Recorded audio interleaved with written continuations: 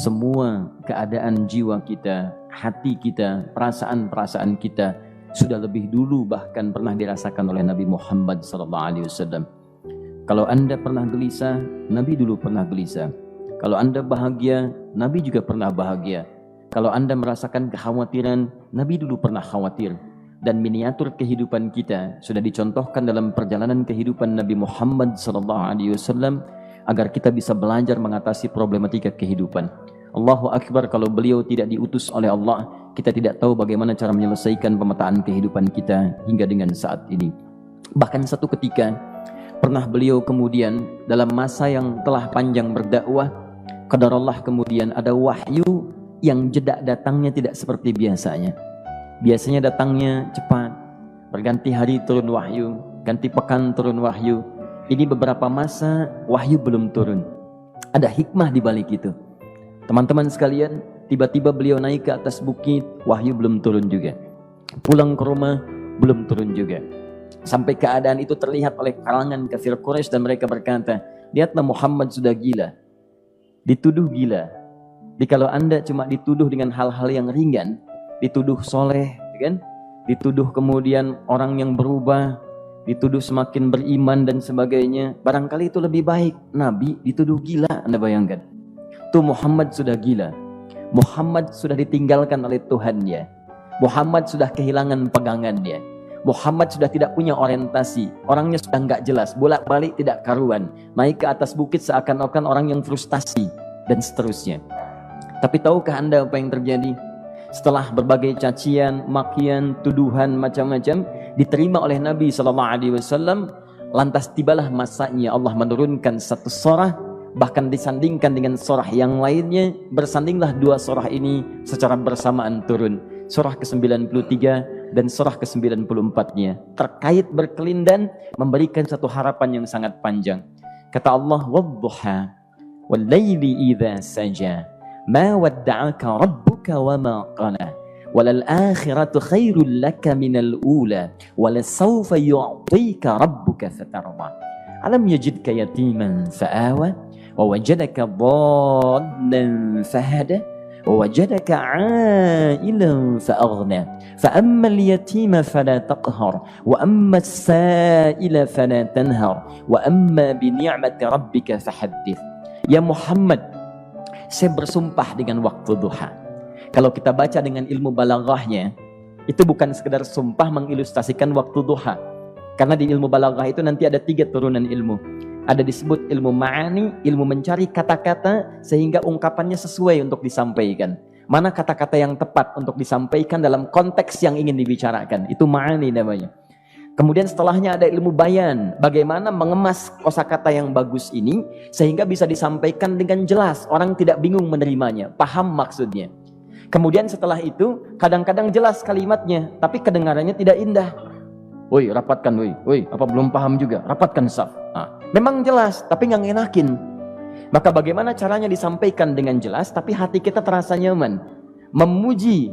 Terasanya nyaman diserahkan kepada Allah, tapi ada kebahagiaan, disampaikan tidak terasa tergurui, diperintahkan serasanya diberikan jalan untuk mendapatkan kebaikan. Maka yang ketiga disebut dengan ilmu badi' namanya. Ilmu menghiasi kalimat yang disampaikan sehingga terasa dengan nikmat. Turunannya nanti ada majaz namanya. Mengambil sebuah kalimatnya untuk diposisikan pada kalimat yang nyaman disebut dengan kinayah turunannya.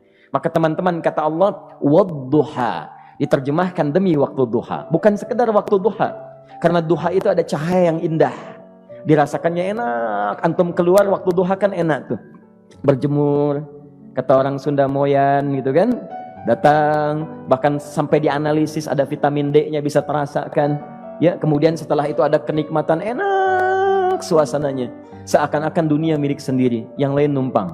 Wah, nyaman keluar itu.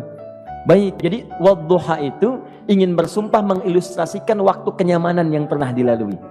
Kalau dalam bahasa tafsir yang luasnya, saya bersumpah Muhammad, demi segala kenikmatan yang pernah engkau rasakan dalam hidupmu, seperti engkau merasakan cahaya duha itu. Engkau pernah senang, saya bersumpah dengan kesenanganmu. Engkau pernah tenang, saya bersumpah dengan ketenanganmu. Engkau pernah nyaman, saya bersumpah dengan kenyamanan yang pernah engkau rasakan. Wal laili idza saja. Dan aku pun bersumpah demi gelapnya malam. Demikian terjemahannya. Bukan sekedar gelapnya malam, saja itu sesuatu yang pekat. Ya, ini belakang kelihatan agak gelap nih. Untuk memberikan proyek, kesini aja Pak, saya cuma ngasih contoh ini. Contoh, saya bukan mengeluh, bukan, ingin memberi contoh. Ya, contoh pada ilustrasi yang mau saya sampaikan. Nggak apa-apa, biarkan saja. Saya mau contoh kasih kata saja. Ya, ini belakang agak gelap untuk memproyeksikan cahaya ke sini. Tapi yang mau saya sampaikan, kalau gelapnya begitu pekat, semua cahaya ini nggak ada. Cahaya nggak ada nih, sama sekali tidak kelihatan. Saya mau tanya pada Anda, beraktivitasnya mudah atau sulit? Mudah nggak menemukan sendal Anda di luar? Belum tentu. Menemukan jalan keluar pun belum tentu mudah. Anda mesti meraba-raba jalan. Anda mesti kemudian melihat sesuatu dengan pandangan mata hati Anda. Raba, dan sebagainya.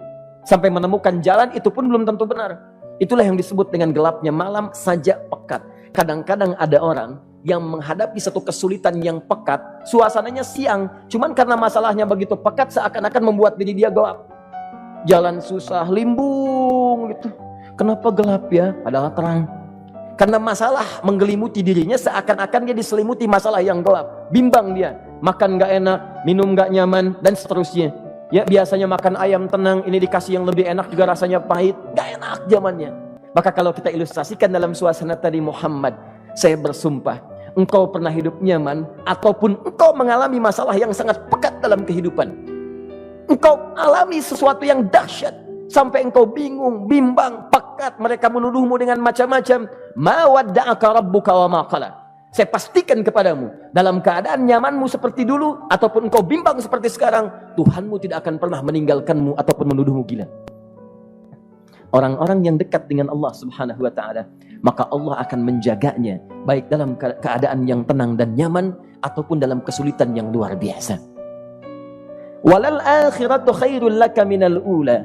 Nanti saya akan tunjukkan kepadamu, jika kamu telah tabah dan sabar menerima cacian mereka, menerima tuduhan mereka, nggak apa-apa, ini kan muqaddimah. Masa kamu masih panjang. Kamu masih panjang dalam berdakwah, kehidupan kamu masih panjang membawa tugas dan misi. Kalau kamu belum bersabar pada yang sekarang, bagaimana dengan yang di masa depan? Tapi saya pastikan kepadamu, jangankan yang seperti ini, masalah pekat yang paling hebat pun kamu akan hadapi, yang membuat kamu sedemikian sulit lebih daripada ini, yakinkan pada jiwamu, aku tidak akan pernah meninggalkanmu. Ini prinsip dalam kehidupan kita. Jika Anda menggantungkan hidup kepada Allah, Anda bersandar dengan baik kepada Allah, maka ayat ini akan mengatakan, teman-teman sekalian, Allah tidak akan pernah meninggalkan Anda dalam setiap kehidupan Anda. Nanti, sekarang perjuangan, kata Allah, walal akhiratu khairul laka minal ula. Nanti saat kamu tiba di akhirat, saya akan tunjukkan kepadamu ada yang lebih hebat yang tidak pernah engkau rasakan sebelumnya saat di bumi. Tidak akan ada lagi kesulitan yang kamu hadapi. Tidak akan ada lagi cacian yang kamu kemudian hadapi. Tidak ada lagi kemudian tuduhan yang kemudian kamu rasakan. Aku akan berikan apapun yang kamu inginkan sampai kamu puas. Wala sawfa yu'tika rabbuka fatarda. Nanti kamu pengen apapun, aku berikan. Kalau saufa masih ada jeda, ya. Kalau bahasanya wa yu'tika mungkin seketika. Tapi ketika mengatakan saufa, artinya bukan saat ini Muhammad. Sekarang pun aku berikan, tapi nanti yang di akhirat aku berikan sampai kamu merasa puas. Ayo minta apa saja. Hadir, hadir, hadir, hadir. Tapi yang paling indah, kalau kamu tidak percaya, alam yajidka yatiman fa'awa. Cobalah ingat, kalau sekarang sedang susah, coba ingat dulu.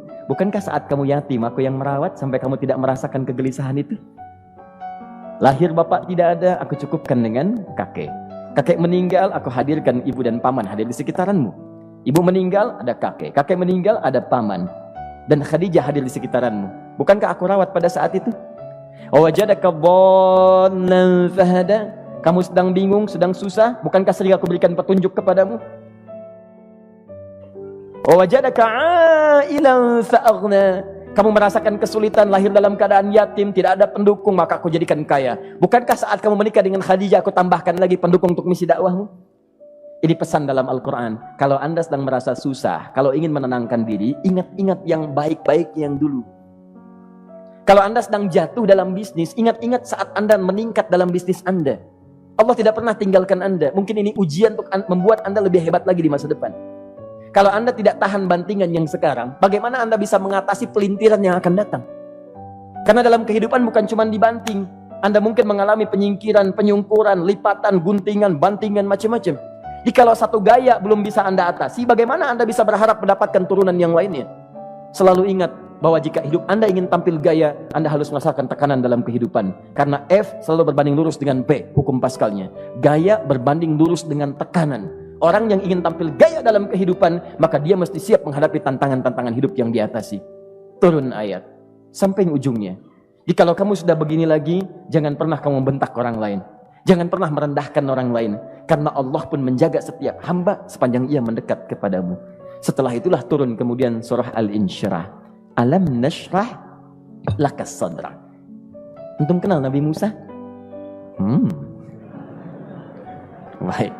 Tapi agak lumayan lah. Tadi saya di Soreang kenal Fir'aun. Di sini Musa. Baik, alhamdulillah. Perhatikan ya, dahsyatnya pemberian Allah kepada Nabi Muhammad SAW. Nabi Musa alaihi salam, dan sering kali kita bacakan untuk memohon kepada Allah. Rabbi syrahli sadri. Perhatikan baik-baik. Ini keunggulan Nabi Muhammad SAW dibanding Nabi Musa alaihissalam. Dua-duanya Nabi, Rasul, tapi masing-masing punya keistimewaan. Musa, Nabi, berdakwah, memohon kepada Allah kelapangan hati. Rabbi syrahli sadri. Ya Allah, tolong lapangkan hatiku nih. Kenapa mesti lapang? Karena pasti Musa merasakan nih. Saya tahu betul karakter Fir'aun. Belum apa-apa sudah memaki. Kalau orang yang hatinya tidak lapang, tidak akan tahan dengan makian, keluarlah kemudian balasan yang tidak digambarkan sebelumnya. Fir'aun tuh kasar. Kasarnya bukan sekedar kasar, bahkan saking kasarnya bisa berujung pada eksekusi kematian. Saya contohkan tadi di sore yang ini, saya nggak suka dengan rambutnya nih, kata Fir'aun.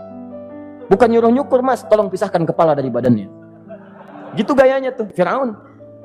Ya, bukan nggak ngenakin, susah dengan Fir'aun itu. Jadi kalau belum apa-apa datang Musa ke situ, hatinya tidak seluas samudra, hatinya tidak lapang, cuman seluas gelas, tidak akan sabar menerima cacian Fir'aun. Begitu datang dicaci, dasar anak gak tahu diri, gak tahu malu, sudah saya rawat begini. Ya Allah, saya bosan dengarnya, matiin aja sekarang. Musa Nabi berdoa dikabulkan. Cuman kalau Fir'aun kemudian ajalnya misal wafat pada saat itu, tidak akan jadi contoh kepada kita untuk kekinian. Bagaimana orang yang bebal untuk bertobat kepada Allah Subhanahu wa ta'ala. Bagaimana penyimpangan dalam kedudukan. Bagaimana dia kemudian akrab dengan pengusaha yang gelap. Di pengusaha gelap berpartner dengan penguasa zalim. Sudah ada dari dulu. Pengusahanya disebut dengan Qarun. Kemudian mohon maaf, ya, yang pemimpinnya disebut dengan Fir'aun. Tokoh intelektualnya disebut dengan Haman. Makanya cerita ini komplit di Quran. Sudah ada. Di setiap persoalan dalam kehidupan masyarakat disebabkan tiga hal yang berkolaborasi. Kalau bukan penguasa zalim, berpartner dengan pengusaha gelap, ditopang oleh intelektual yang sembrono. Itu persoalan. Jadi kalau ada sekarang intelektual menyalahgunakan kepintarannya, dia terlambat, sudah ada Haman dulu.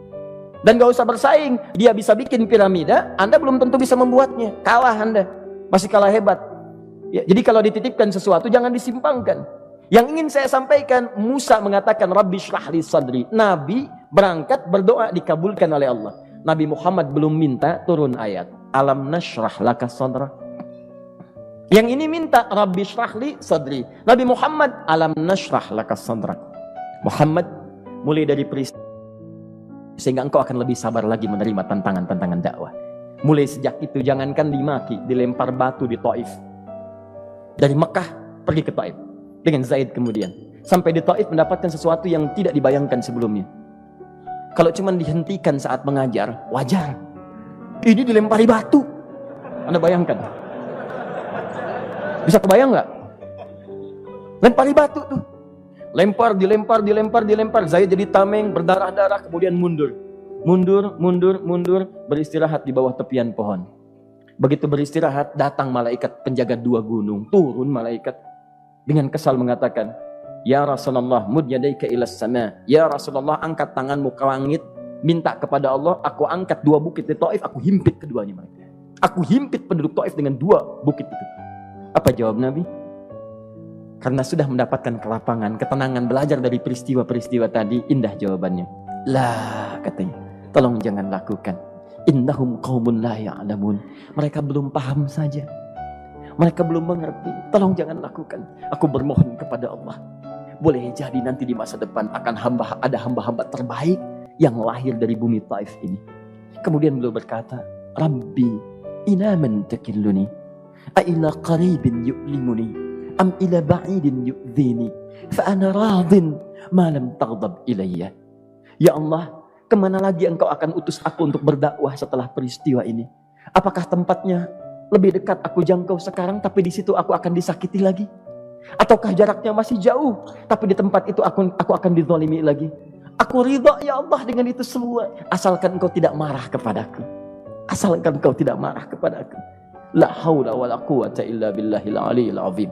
Begitu kelapangan itu muncul, ridha dengan ketetapan dan siap, tabah, kuat, hadir dalam jiwanya. Tiba-tiba turun undangan, tunaikan Isra dan Mi'raj. Diangkat statusnya, naik mendekat kepada Allah Subhanahu wa taala. Dihilangkan bebannya, wa wada'na anka wizrak alladzi anqadha dhahrak. Itu hikmah, teman-teman. Barangkali kalau antum saat ini datang ke masjid ini untuk kajian, sedang bawa beban, ada kesulitan, penuh dengan macam-macam, barangkali dibacakan surat Ad-Duha tadi untuk memberikan harapan kepada Anda. Ini bukan PHP, karena ini bukan masalah urusan manusia. Ini adalah janji yang tidak akan pernah diingkari. Innallaha la